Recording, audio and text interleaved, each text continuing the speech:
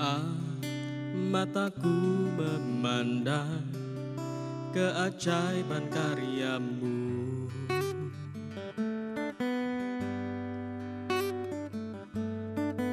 sungguh siapakah aku ini yang engkau hargai dan cintai. Selalu dan saat ku pikirkan kebaikanmu, tak pernah ku kekurangan. Dan saat ku renungkan kesetiaanmu, esok kan ku jela tanpa keraguan, surya kan terus ada.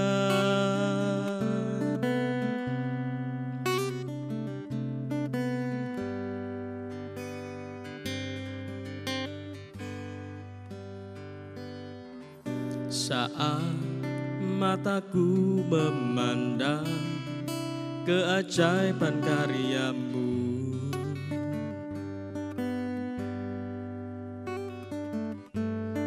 sungguh siapakah ku ini yang engkau hargai dan cintai.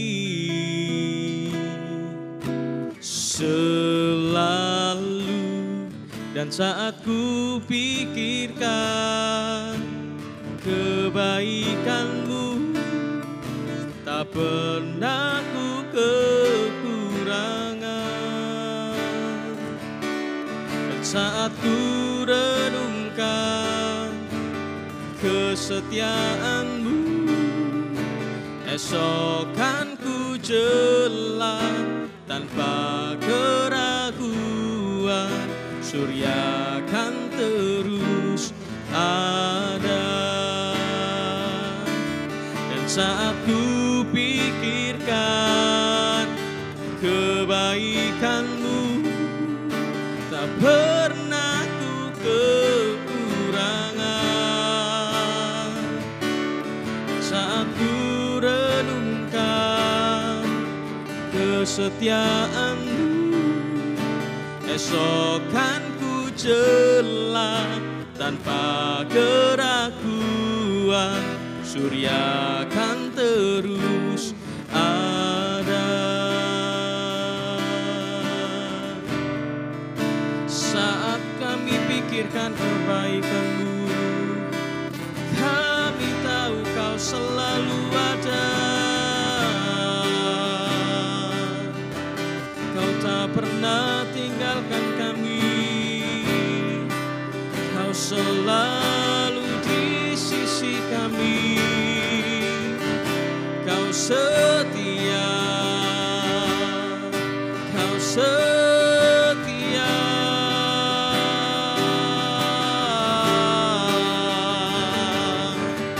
Kau selalu ada, kau selalu menopang kami.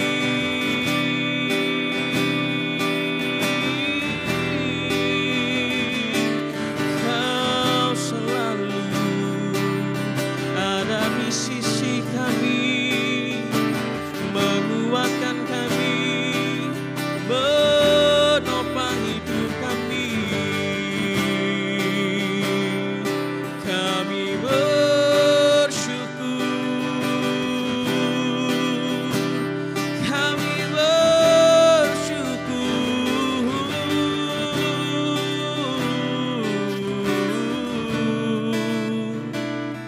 Kau selalu ada, rahmat-Mu selalu baru setiap pagi. Dan kami katakan, saat ku pikirkan kebaikan-Mu, tak pernah ku kekurangan. saat ku renungkan kesetiaan-Mu, esok kan ku jelang tanpa keraguan, surya kan terus ada.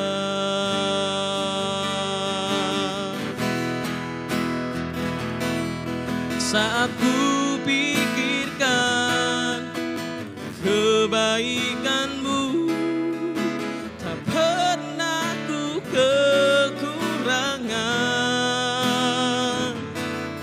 Saat ku renungkan kesetiaan-Mu, esok kan ku jelang tanpa keraguan, surya kan terus ada.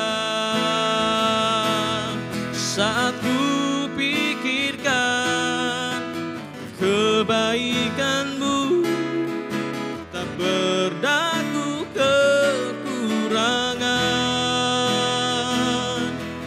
Saat ku renungkan kesetiaan-Mu, esok kan ku jelang tanpa keraguan, surya kan terus ada.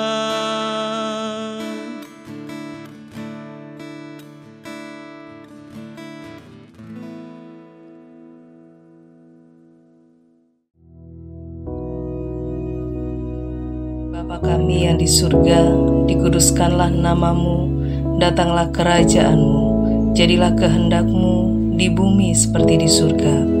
Berikanlah kami pada hari ini makanan kami yang secukupnya, dan ampunilah kami akan kesalahan kami, seperti kami juga mengampuni orang yang bersalah kepada kami.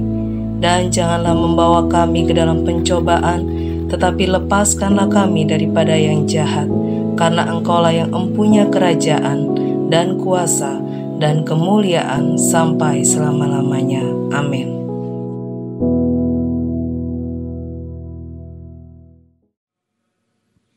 Haleluya, puji nama Tuhan, saudara sekalian. Mari mulai dari pagi hari ini, kita terus-menerus melekatkan diri kepada Tuhan, mengenal dengan sebaik-baiknya siapa sebetulnya Allah yang kita sembah dalam nama Yesus. Karena tanpa pengenalan yang benar, maka kita akan dengan mudah diombang-ambingkan oleh keadaan, situasi, dan kondisi dunia. Tetapi ketika kita mengenal dengan benar siapa dan bagaimana Allah kita itu, maka kita tidak bisa digoyahkan oleh apapun. Iman percaya kita akan tetap teguh kepada Dia. Dia adalah Allah yang baik. Dia bukan penyengsara manusia. Allah yang kita sembah dalam nama Yesus senantiasa ada Allah yang selalu merencanakan hari depan yang penuh harapan kepada kita semuanya. Namun yang seringkali terjadi adalah manusia yang gagal untuk bisa mengenal dengan baik siapa sebetulnya Allah tersebut. Ketika tidak bisa mengenal dengan benar, maka dia dengan gampang diseret oleh arus situasi ataupun keadaan dunia ini. Dan bisa-bisa pada akhirnya kemudian bukan saja menjauhkan diri dari Tuhan, tapi akan menolak Tuhan. Nah, dalam hal ini bukan Allah yang salah, bukan Allah yang merencanakan demikian, tapi manusianya yang tidak betul-betul mempunyai pengalaman yang benar dengan Tuhan. Nah, pagi hari ini mari kita akan belajar dari seorang tokoh, seorang yang mengenal dan memahami Tuhan dengan baik. Apapun yang dialami, dia tidak pernah goyah. Untuk itu mari kita lihat bersama-sama di dalam Mazmur pasal yang ke-34. Kita akan baca ayat yang pertama mulai. Dikatakan demikian, dari Daud, pada waktu ia pura-pura tidak waras pikirannya di depan Abimelekh, sehingga ia diusir lalu pergi. Ayat 2, aku hendak memuji Tuhan pada segala waktu, puji-pujian kepadanya tetap di dalam mulutku. Ayat selanjutnya, karena Tuhan jiwaku bermegah, biarlah orang-orang yang rendah hati mendengarnya dan bersuka cita. Ayat berikutnya, muliakanlah Tuhan bersama-sama dengan aku. Marilah kita bersama-sama memasyurkan namanya. Sampai sini dulu aja. Dari beberapa ayat ini, kita bisa melihat bagaimana sebetulnya Daud ini. Inilah yang tadi saya sebutkan sebagai seorang yang memahami, mengenal Allahnya dengan benar. Nah, untuk itu kita coba lihat situasi kondisi apa yang sedang dialami oleh Daud. Dalam ayat 1 tadi dikatakan bahwa Daud ini sedang mengalami masalah besar, yaitu di daerah Filistin. Saudara bisa lihat ceritanya ini lebih detail di dalam 1 Samuel pasal yang 21 mulai ayat 10. Peristiwa ini sebetulnya dilatar belakangi oleh ketika Daud melarikan diri dari Saul karena dikejar-kejar hendak dibunuh oleh Saul. Nah, Daud coba mengungsi ke daerah orang Filistin. Tapi apa yang terjadi? Di sana dia malah dikenali sebagai pembantai Goliat, pahlawan yang sampai berhasil mengalahkan Goliat.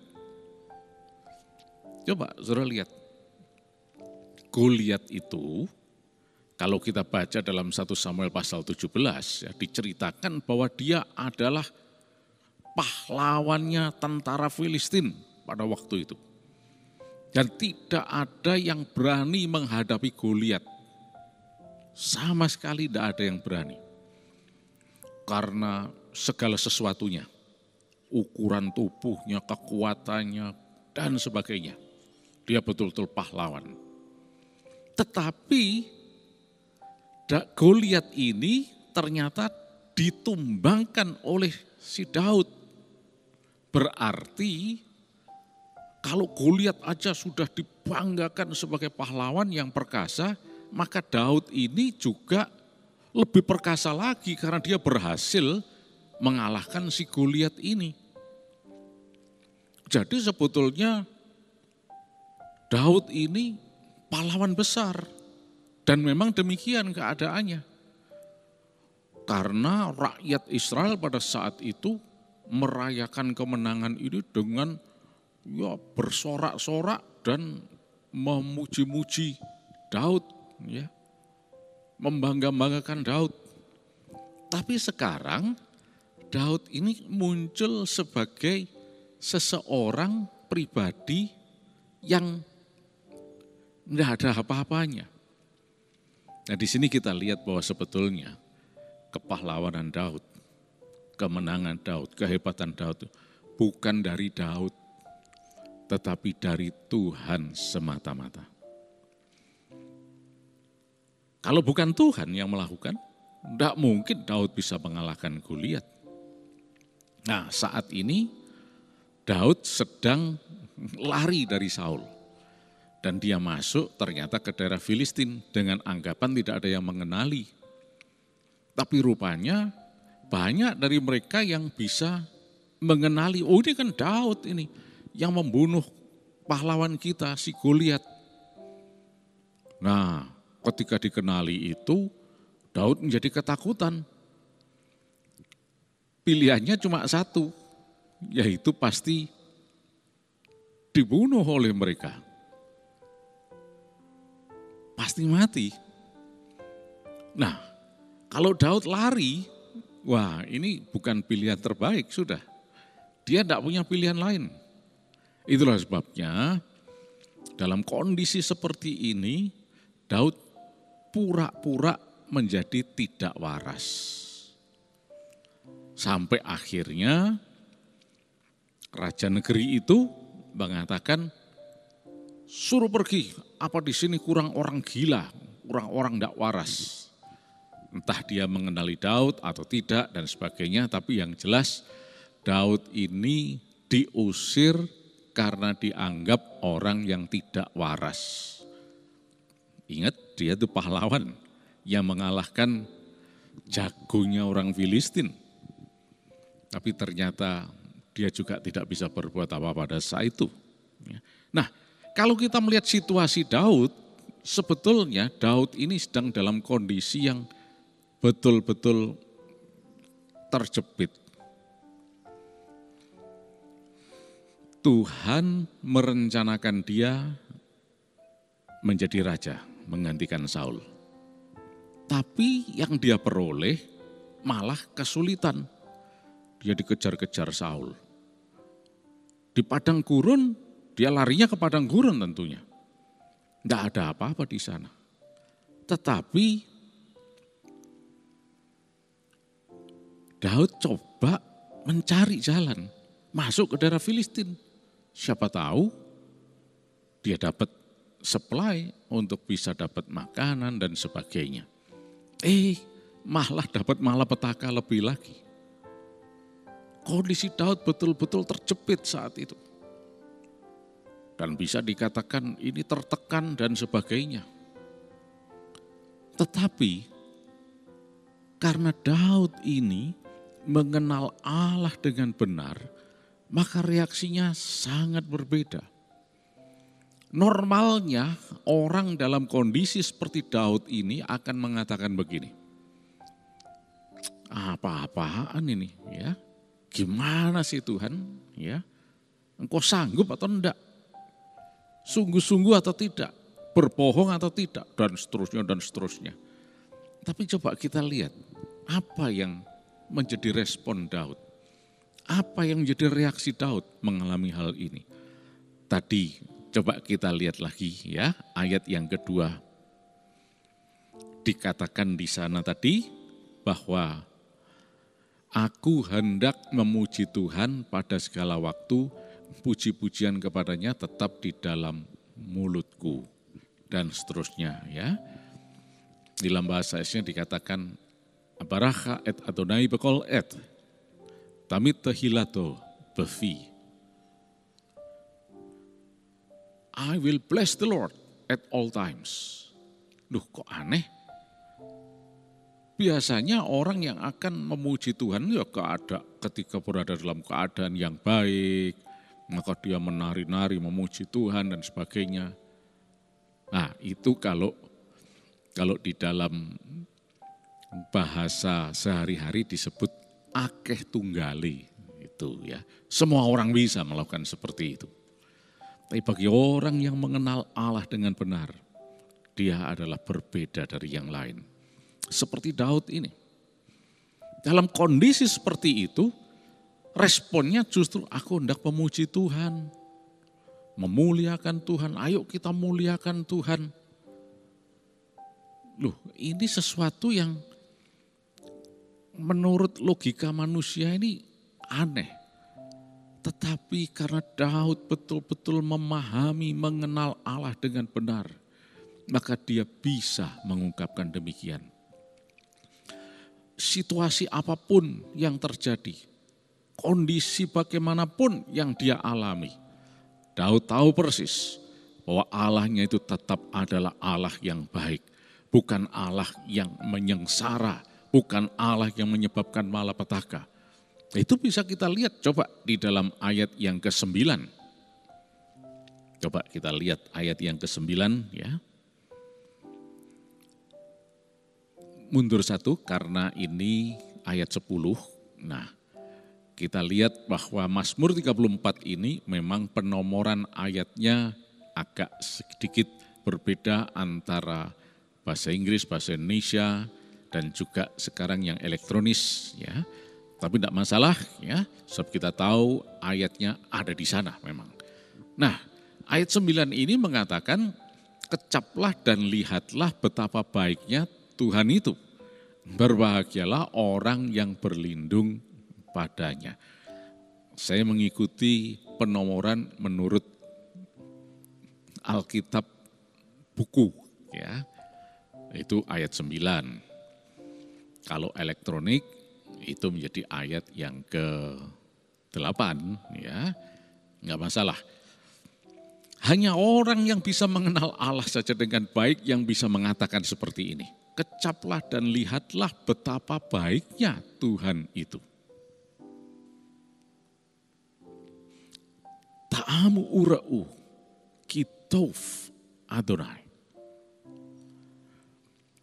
Cicipi, rasakan, kecap, nikmati. Dan lihat, ra'a dari kata Ibrani, ra'a.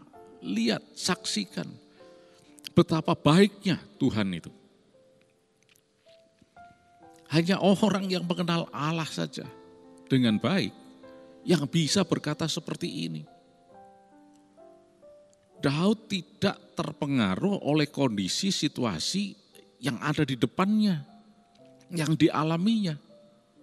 Tapi dia bisa melihat bagaimana sebetulnya Allahnya itu adalah Allah yang baik. Itulah sebabnya Daud mengatakan, kecaplah dan lihatlah betapa baiknya Tuhan itu. Berbahagialah orang yang berlindung padanya. Ingat, kondisinya sama sekali tidak memberi harapan. Tetapi Daud bisa mengatakan bahwa Allah itu Allah yang baik. Nah, saudara sekalian, ini sesuatu yang penting yang harus kita pahami. Karena seringkali kita itu memiliki gambaran tentang Allah itu disesuaikan dengan kondisi kita. Ketika kondisinya semuanya baik, situasinya menjanjikan, maka kita mengatakan, oh Allah itu besar, Allah itu ajaib, mulia dan seterusnya. Tapi ketika situasinya berbeda, tidak seperti yang diharapkan, dan tidak menjanjikan apa-apa sama sekali, maka ya tawarlah hatinya. Mulai melihat Allah itu gimana sih? Mungkin betul kejam mungkin ya. Atau ini, itu dan seterusnya. Nah, berbeda dengan Daud.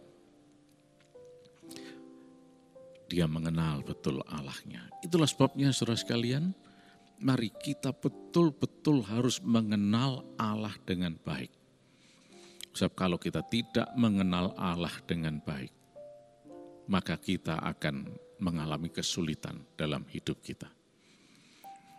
Coba kita bayangkan, andai kata saja Daud ini betul-betul terpengaruh oleh situasi seperti itu. Dan responnya tidak seperti yang dicatat di dalam pasal 34 ini. Respon yang betul-betul menunjukkan bahwa dia mengenal Allah yang baik itu dengan benar. Tapi responnya kemudian Daud melakukan hal-hal yang lain. Bahkan mungkin meninggalkan Allah dan mengatakan, sudah Tuhan percuma sekarang. Percuma ikut Engkau Tuhan. Bukannya tambah baik, malah makin susah seperti ini. Dan seterusnya dan seterusnya. Daud semakin menjauh dan meninggalkan Allah. Apa yang akan terjadi? Bagaimana jadinya? Saya yakin tidak akan pernah ada catatan bagaimana Daud itu menjadi raja. Sebab Tuhan tidak akan bisa memakai seorang yang menjauh dari dia. Seorang yang meninggalkan Tuhan. Tapi sebaliknya, Tuhan bisa memakai orang yang selalu melekat kepadanya. Karena dia mengenal dengan baik siapa Allahnya itu. Itulah sebabnya kalau kita lihat Tuhan sering menyatakan bahwa Daud ini seorang yang sangat berkenan di hati Tuhan. A man after God's heart. Seorang yang sangat berkenan di hati Tuhan. Itulah sebabnya lembah yang dialami Daud tidak terus seperti itu. Dia kemudian naik ke suatu puncak yang luar biasa. Dia menjadi raja atas Israel. Dan bahkan kalau kita lihat kenyataannya sampai hari ini, orang Israel sangat menyanjung-nyanjung si Daud ini sebagai raja Israel. Walaupun di Israel kan ada banyak raja pada waktu itu. Tapi Daud ini yang justru disanjung-sanjung sampai hari ini. Nah, saudara sekalian, mari saat ini kita menyadari hal ini dengan benar. Yaitu betul-betul mengenal Allah dengan baik. Mungkin saat ini situasi kita seperti ini. Apalagi sedang terjadi pandemi dan sebagainya. Dan tentunya mungkin ini mempengaruhi banyak hal, aspek-aspek kehidupan manusia dan seterusnya. Tapi kita tidak perlu khawatir. Karena Tuhan yang saudara dan saya sembah dalam nama Yesus adalah Allah yang baik. Yang selalu merencanakan yang baik dan tidak pernah menyengsara.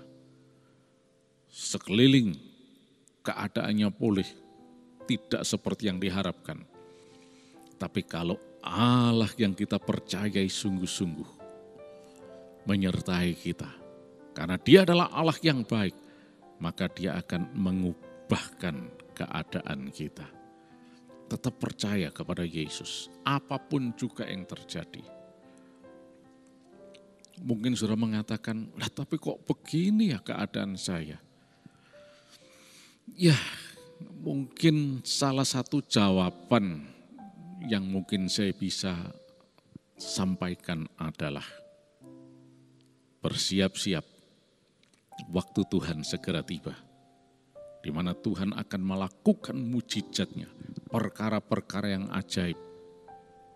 Dan itu pasti, karena Dia Allah yang baik.